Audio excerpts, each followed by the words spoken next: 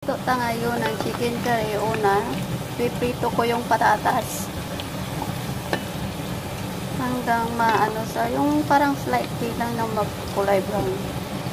Huwag mo niya yung iprito na as in luto sa talaga. Half cook lang kumbaga.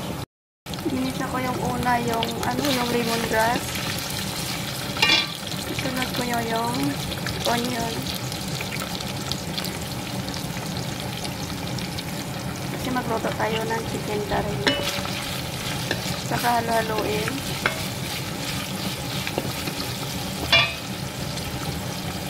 Sunod natin yung garlic.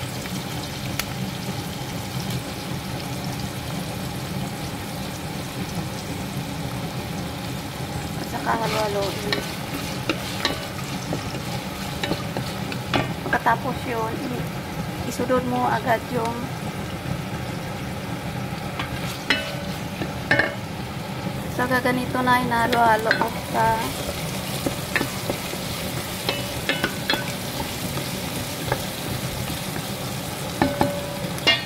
saka isunod yung chicken curry paste. Ito yung chicken curry paste.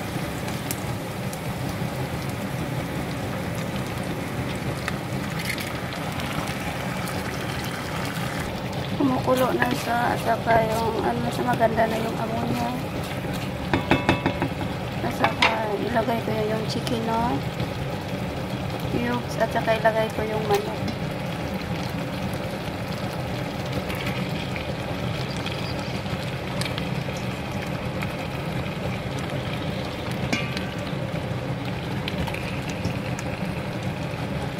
At saka halo-haluin lang.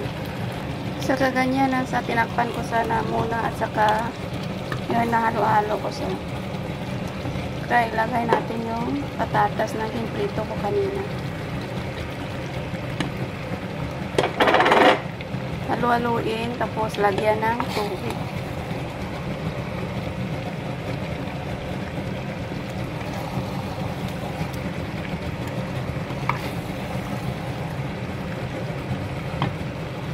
Yung chicken curry natin, nilagyan ko na yun ng coconut milk o gata ng niyog. Ito na siya. Yan. Masarap na yan. Luto ko yan.